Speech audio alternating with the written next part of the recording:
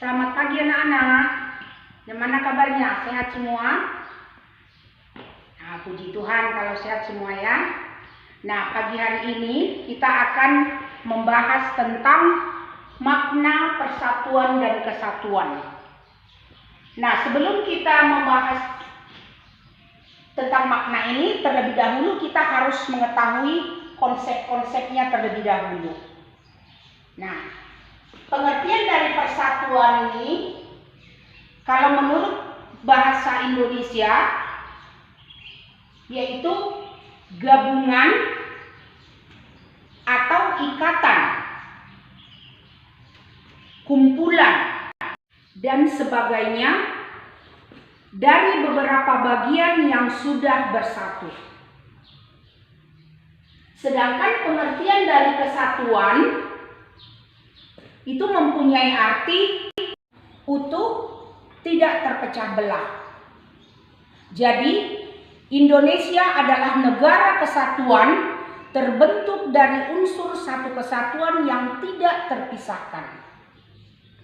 Indonesia merupakan negara yang beragam,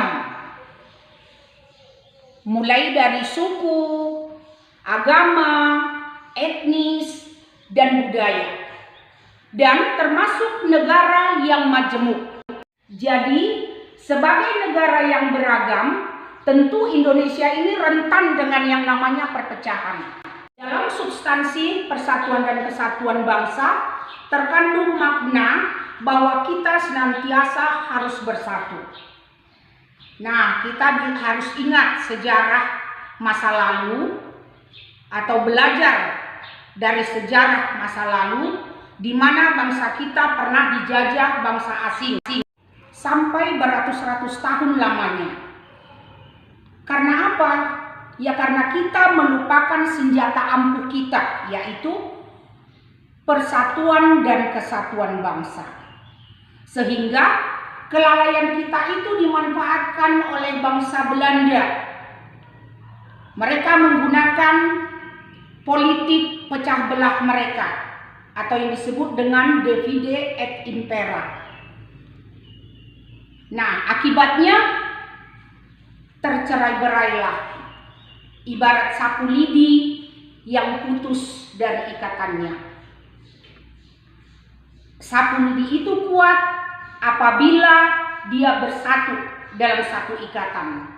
Tetapi kalau sudah lepas dari ikatannya, maka tercerai-berailah dan mudah untuk dipatahkan. Nah, sekarang kita masuk ke konsep kesatuan yang kita anut, yaitu meliputi aspek alamiah atau konsep kewilayahan.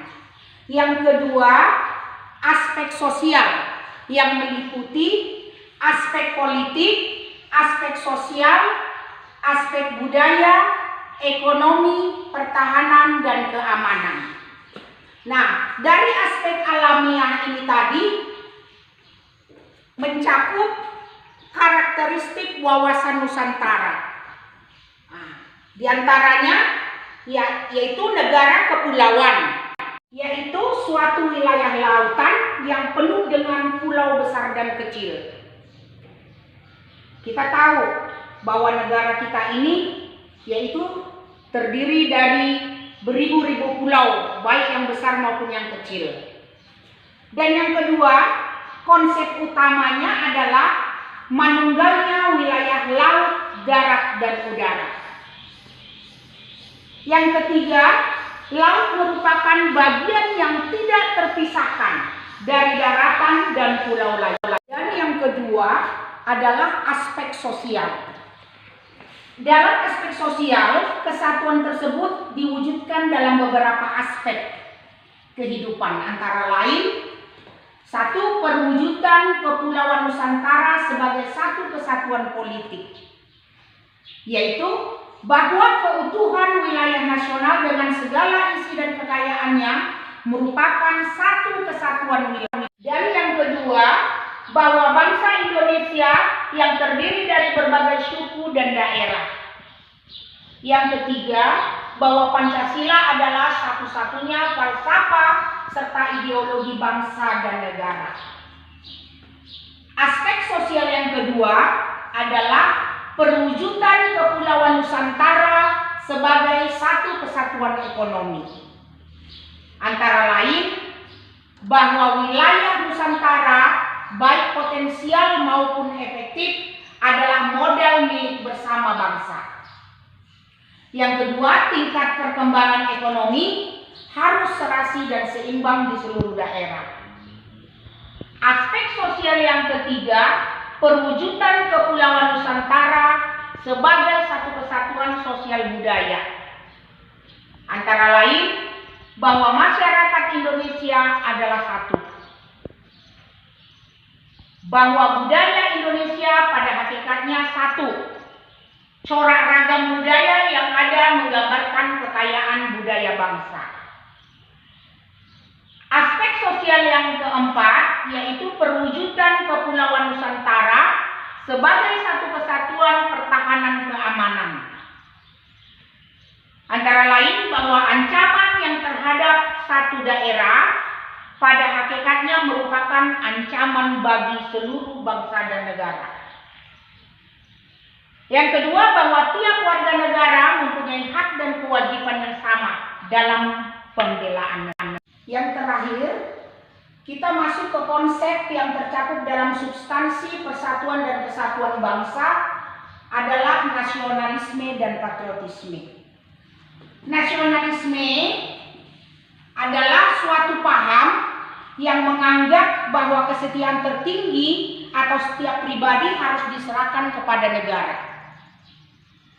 Sedangkan patriotisme adalah sikap yang berani dan pantang menyerah dan rela berkorban demi bangsa dan negara. Adapun ciri-ciri patriotisme antara lain adalah cinta tanah air, rela berkorban demi kepentingan negara, menempatkan persatuan kesatuan bangsa di atas kepentingan pribadi atau golongan. Yang terakhir adalah tidak kenal menyerah. Nah, sekarang Ibu ada tugas buat kalian, yaitu dari buku paket halaman 181. Coba kamu buka buku paket kamu halaman 181 mengenai potret perbatasan. Tinggal di Indonesia menggantungkan hidup dengan Malaysia. Nah, setelah kamu baca teks tersebut, kemudian kamu jawab pertanyaan-pertanyaan yang tertera di sana. Nah, contohnya, apa saja penyebab timbulnya permasalahan di daerah perbatasan? Yang kedua, mengapa pembangunan belum merata sampai ke daerah perbatasan? Yang ketiga, apakah permasalahan di daerah perbatasan ini dapat menimbulkan persoalan lainnya? Jika ya, apa saja bentuk persoalan yang mungkin terjadi? Kemudian, uraikan solusi yang kamu tawarkan kepada pemerintah untuk mengatasi permasalahan di daerah perbatasan. Demikianlah pelajaran kita pada hari ini, dan tugas itu kamu kumpul kepada Ibu.